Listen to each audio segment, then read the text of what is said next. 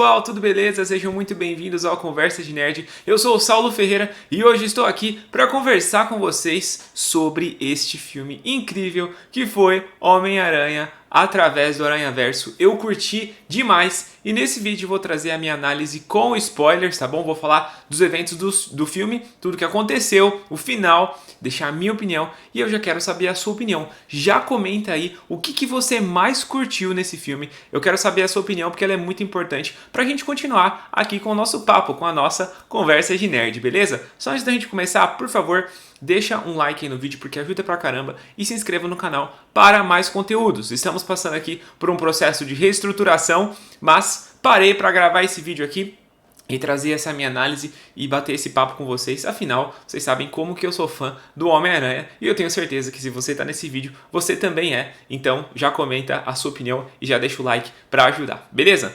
Galera, sem dúvidas foi um grande acerto da Sony, porque esse filme é tão bom quanto o primeiro. Eu não sei falar qual que é melhor, sabe? Mas se você tiver aí qual que você acha que é melhor, se o primeiro foi melhor que o segundo, ou o segundo melhor que o primeiro, escreva aí. Mas eu acho que os dois foram igualmente bons, porque o primeiro já é muito bom. Só que o segundo tem uma história mais grandiosa, né? A gente tem muito mais versões do Homem-Aranha, um esquadrão tentando cuidar do multiverso, o que foi uma ideia muito legal.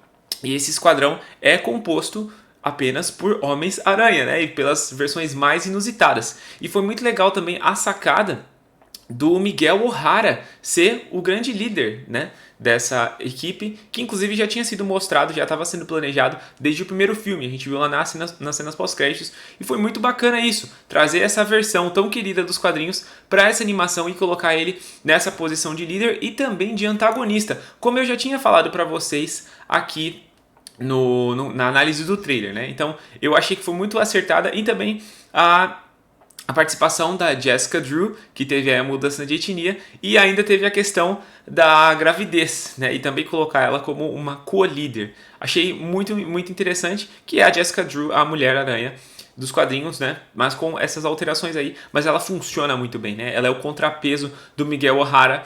E eu acho que eles deixaram um ganchinho para mostrar que vai ser ela que vai tentar convencê-lo de que algo pode ser feito, porque ela não gostou da maneira como as coisas aconteceram, principalmente em relação à expulsão da Gwen. Então, trazer esse esquadrão, esses novos personagens em toda a trama, já é um filme mais grandioso, né?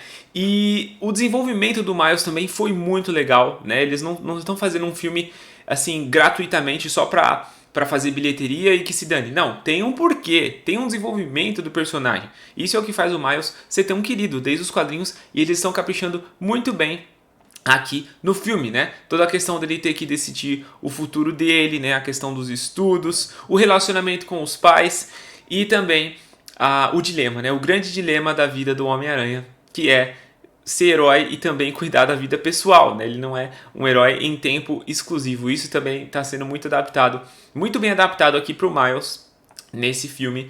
E ele chega atrasado na entrevista, né, com a recrutadora, enfim, muito interessante. E esse filme também dedica uma boa parte para desenvolver a Gwen, né? O filme começa com a história da Gwen. Isso é muito legal para conectar. Ela é uma co-protagonista, né? Ela é quase tão importante quanto o próprio Miles. E é legal para mostrar as motivações e os conflitos dela quando ela entra no esquadrão e tem que bater de frente com o Miles, né? A primeira própria visita que ela faz para ele não era para ter acontecido. Então eles desenvolverem a personagem agora dando mais um pano de fundo para ela, ficou simplesmente incrível.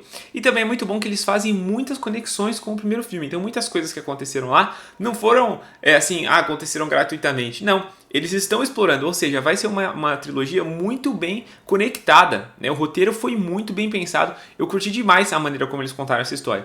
Por exemplo, a questão do final, do desfecho. A gente vê lá no primeiro filme que não ficou tudo 100% bem, né? Que um buraco foi deixado no multiverso, que houve consequências para aquele plano lá do Rei do Crime e que o Miles e a equipe lá não conseguiu deixar tudo bem, porque o Miguel O'Hara precisou criar esse esquadrão para evitar, né, que mais problemas acontecessem. Lógico que ele também teve a experiência própria, mas ele disse que o próprio Miles, depois vai ser revelado pra gente, ele é um grande problema pro multiverso, né?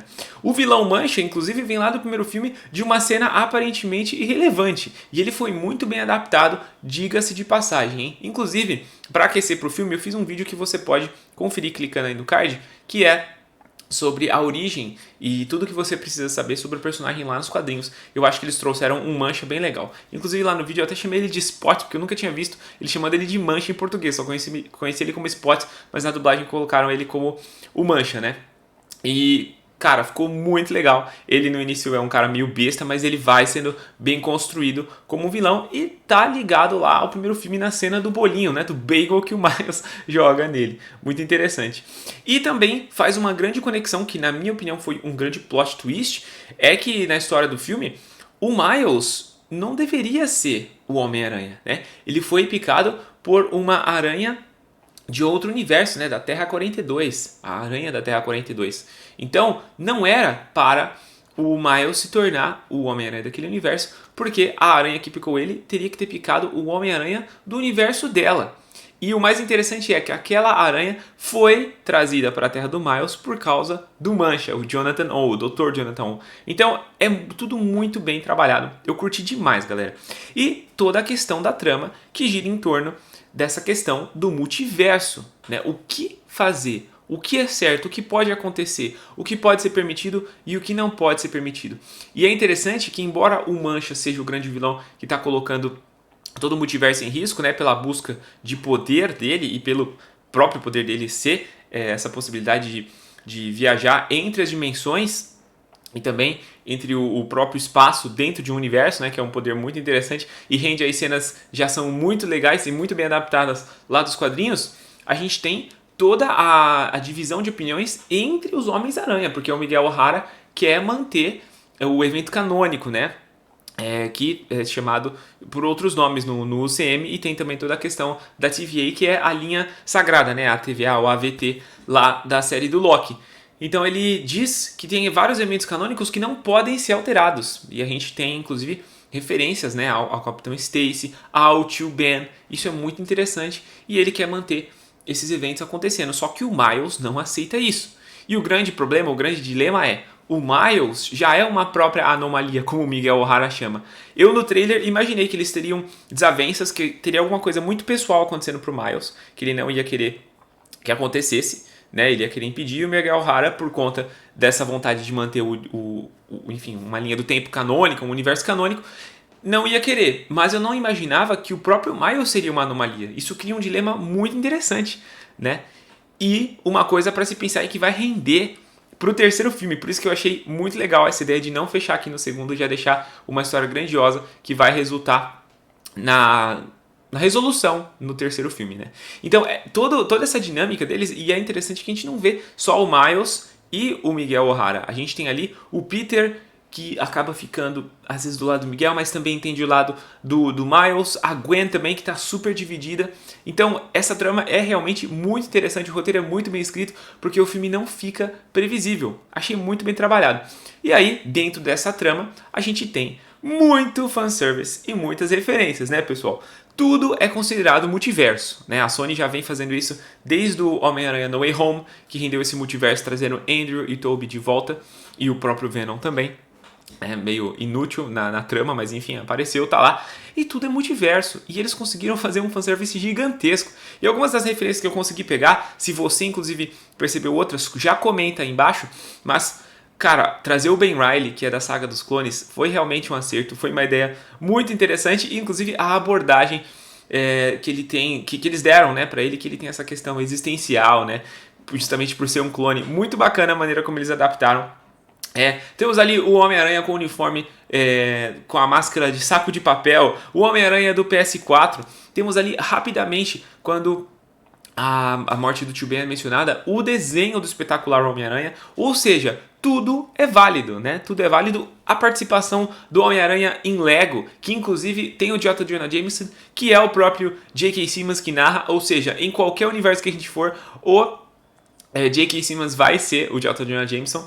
E também a parte do live action, né? Tudo se conecta com a aparição mais inusitada do Gatuno, vivido pelo Glover, né? Dave Glover, esqueci o nome dele, Dennis Glover, mas enfim, que é o ator que interpreta o Gatuno, o Aaron Davis, no UCM.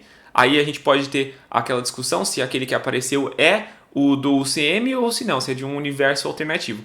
Eu acho que a Sony já plantou a sementinha ali, porque a gente sabe que tem mais filmes com o Tom Holland chegando. Então pode ser que eles, inclusive, já estejam planejando trazer o próprio Miles. Talvez o Miles já esteja dentro do UCM, né? Talvez o Miles vai ser inserido depois do Vingadores Guerras Secretas. Mas enfim, a gente já tem ali uma diquinha do que eles estão tentando fazer. Essa aparição foi a mais inusitada. Mas também tivemos o Mancha indo pro universo do Venom, né? Naquela loja que o Ed Brock sempre vai. E também a aparição do Andrew Garfield naquele flashback do Tio Ben, né? E também o Tobey ao fundo, né? Não temos uma cena tão grande quanto a do Andrew, mas o Tobey ao fundo mostrando a morte do Tio Ben, quando eles estão explicando que certas coisas não podem ser alteradas e entram nesse grande dilema, tá? Mas a essência do Homem-Aranha é salvar quem precisa, é ajudar quem precisa.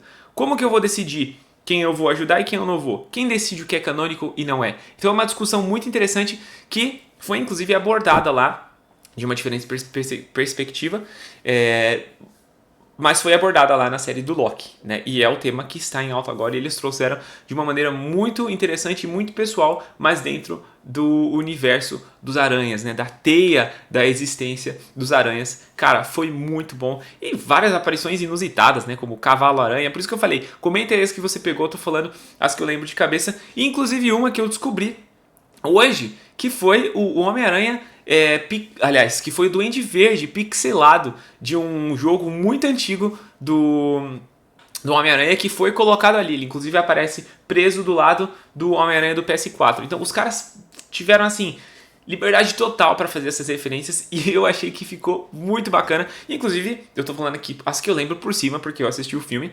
mas eu com certeza vou assistir depois e tentar pegar mais referências, por isso que o seu comentário é muito importante aí, beleza? A parte artística também já inovou desde o primeiro filme e agora eles foram mais a fundo, né, com destaque às cenas da Gwen junto com o pai dela, que as cores em volta refletem as emoções da personagem, né? A melancolia que ela tá, as dúvidas que ela tem, os questionamentos que ela tem, a tristeza. Tem a questão do azul, né, quando ela está se sentindo assim, e depois quando ela se resolve, quando ela abraça as cores, quando abraça o pai dela, as cores ficam mais claras, né? Tem uma hora que tudo fica muito claro, tudo fica branco em volta quando ela se reconcilia com o pai. Então foi uma escolha muito acertada, afinal é um filme baseado em personagens de quadrinhos, e quadrinhos tem muito dessa questão das cores que representam o que está sendo passado, está sendo vivido. Então foi um grande acerto, foi um passo a mais na parte artística que a produção do filme quis fazer, e com certeza vem Oscar, hein? Eu não sei as animações que vão sair esse ano, mas o Homem-Aranha agora, através do Aranhaverso, é um forte candidato. Eu curti demais, galera. E, como a gente sempre comenta aqui no canal, tem a questão da lacração, mas pessoal, é uma coisa tão leve, sabe? A gente sabe que tá ali na ideologia de quem idealizou o filme, de quem fez o filme. Mas é uma coisa tão leve que não vale aqui a crítica, né? A gente comentou aqui os easter eggs do Black Lives Matter, né? Fazendo... linkando com a ideologia woke, mais progressista da coisa. A gente tem algumas falas ali, criticando a Grã-Bretanha e tudo mais, mas são coisas tão leves assim que não influenciam na qualidade do produto final. Eu acho que é isso que muitas pessoas têm que aprender a fazer, que foi o que She-Hulk errou, por exemplo, né? Mas aqui são coisas que passam assim, quase que despercebidas. E é interessante que eles colocaram um personagem que foi o Spider-Punk, que pra mim foi um grande acerto, que é um personagem punk todo louco, que tem a ideologia, que tem essa questão da anarquia, só que ele se transformou num personagem carismático e caricato. Ou seja, as coisas que ele fala são muito em tom de piada. Então você, por mais que não concorde, você simpatiza e dá risada, né? Quando tem aquele buraco sugando tudo, que ele fala que é uma metáfora do capitalismo, quando ele vê a bebê do Peter...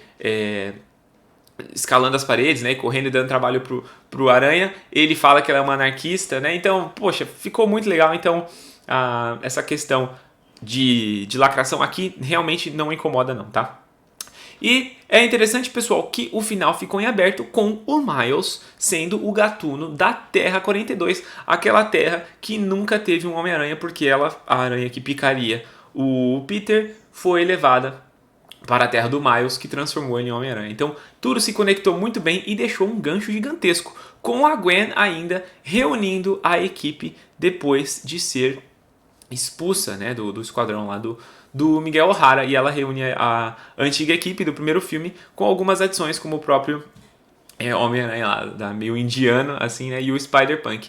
Muito legal, o terceiro filme tem tudo para ser épico, e a gente tem muitas possibilidades do que pode acontecer, mas com certeza as coisas vão se encerrar de uma maneira muito legal. Eu só não sei se eles vão ter coragem de matar o pai do Miles ou não. Eu, inclusive, achei que o evento canônico ali que ele não poderia alterar seria a mãe, porque ele tem um momento muito intenso com a mãe ali, né? E, enfim, muito afetivo. Eu achei que a mãe dele ia correr o perigo, ia ser isso que eles iam ter que decidir. Mas no fim foi o pai, porque ele é o capitão, né? Gira ali em torno da questão do capitão de polícia, e tem muita coisa legal para acontecer no terceiro filme. Pessoal, quero saber a sua opinião sobre esse filme, as suas teorias, os comentários aí são de vocês pra gente continuar conversando. Muito obrigado por assistir, não se esqueça de deixar o like e se inscrever no canal para mais vídeos. Esse foi aqui o meu vídeo de análise do Homem-Aranha através do Aranhaverso.